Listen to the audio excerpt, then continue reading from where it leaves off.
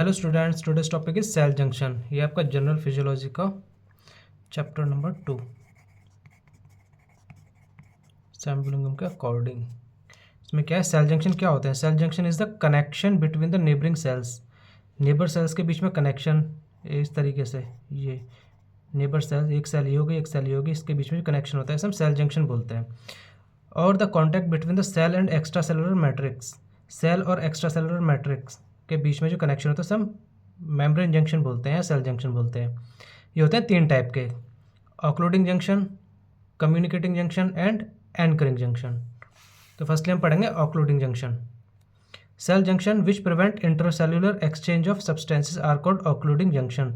यानी कि इसमें इंटरसेल्युलर जो एक्सचेंज होता है, यानी साइटोप्लाज्म वगैरह हो गया, वो उसका एक्सचेंज नहीं होता है, उसे हम ऑक्लूडिंग जंक्शन बोलते हैं।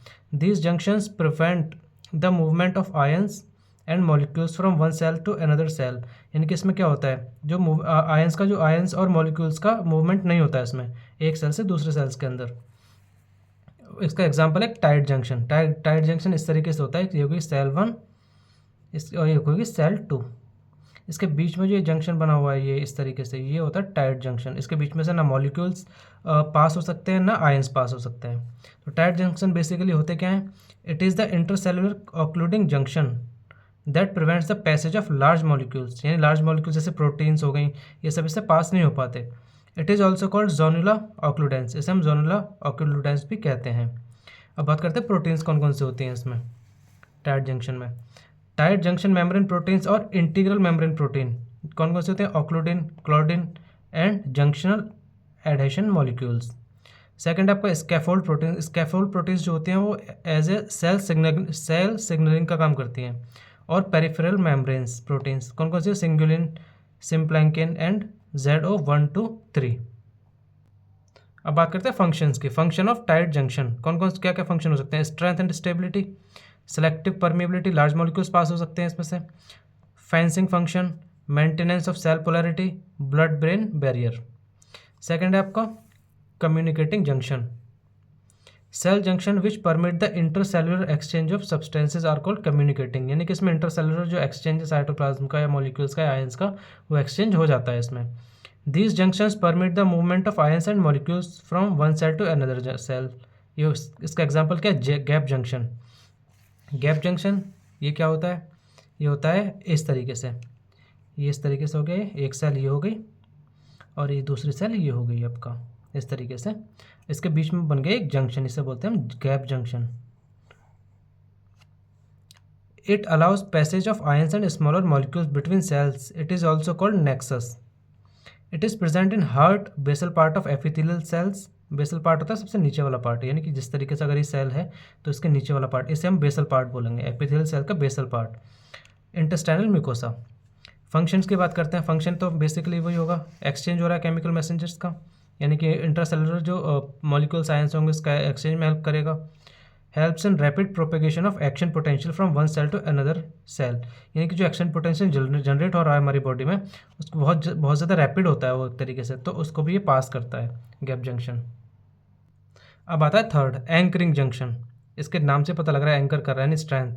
It provide strength to the cells by acting like mechanical attachments. ये ऐसे एक्ट करता है, ऐसे मैकेनिकल अटैचमेंट्स हैं इसके बीच में, और ये क्या करता है? स्ट्रेंथ प्रोवाइड कराता है सेल को।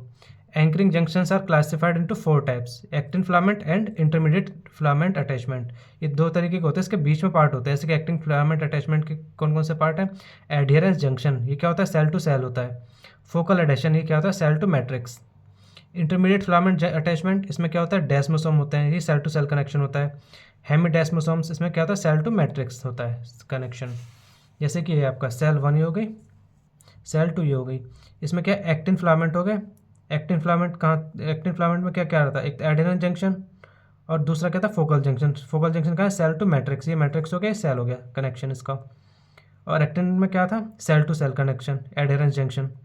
अब इंटरमीडिएट फिलामेंट अटैचमेंट में क्या था? डेस्मोसोम थे, ये रहे डेस्मोसोम्स। इसमें क्या था? सेल टू सेल कनेक्शन हो गया इंटरमीडिएट फिलामेंट का। और दूसरा क्या था? हेमिडेस्मोसोम। हेमिडेस्मोसोम के क्या है? सेल टू मैट्रिक्स, इस तरीके से कनेक्शन हो गया। तो फर्स्टली हम पढ़ेंगे एडियरेंस जंक्शन, यानी cell to cell. It is the cell to cell junction which connects the actin filaments to one cell to another cell, यानी एक्टिन फिलामेंट को दूसरी जगह अटैच कर रहा है एक तरीके से। In some places like epithelial linings this junction forms a continuous adhesion, zonular adherens, जिसे हम जोनुलर एडेरेंस भी बोलते हैं। सेकेंड है focal adhesion, it is the cell to matrix function which connects the actin filament of the cell to extra cellular matrix. ये आपका focal adhesion, इसमें क्या है, इस सेल को एक्स्ट्रा सेलुलर मैट्रिक्स से कनेक्ट कर रहा है, बस इतना सा है। थर्ड आपका डेस्मोसोम, अरे किधर जा रहा है, ये आपका desmosome. It is a cell to cell junction where the intermediate filaments connect to adjacent cells. Desmosome is also called macular adherens. इसमें क्या है, सेल टू सेल जंक्शन है डेस्मोसोम में। ये देखो डायग्राम मेरा, desmosome cell to cell connection है इसमें, filament between two adjacent cells. Next है hemidesmosome. Hemidesmosome is a cell to matrix junction, cell से मैट्रिक्स में कनेक्ट हो रहा है, which connects the intermediate filaments of the cell to the extra cellular matrix. अब बात करते हैं अप्लाइड फिजियोलॉजी। ये सब तो हो गया आपकी बॉडी में जो वर्क फंक्शन करे, अगर इनका डिसफंक्शन हो जाए तो क्या बॉडी पे इफेक्ट पड़ेगा। Dysfunction of adherens junction and focal junction in colon due to mutation of proteins result in colon cancer, it leads to tumour metastasis. यानी कि अगर एडियरेंस जंक्शन और फोकल जंक्शन दोनों ठीक से इनका डिसफंक्शन हो जाए, किस वजह से, म्यूटेशन ऑफ प्रोटीन्स के म्यूटेशन की वजह से, तो क्या हो सकता है, कोलोन कैंसर हो सकता है और ट्यूमर मेटास्टेसिस हो सकता है। सेकेंड है dysfunction of desmosomes causes bullous pemphigoid. The patient with this disease develop antibodies against cadherins. Cadherins एक प्रोटीन होती है जो आपको सेल टू सेल कनेक्ट करवाती है। Dysfunction of hemidesmosome also causes bullous pemphigoid. It also develop antibodies against integrins. ये integrin भी एक प्रोटीन है जो सेल अटैचमेंट में हेल्प करती है। Thank you so much guys for your attention.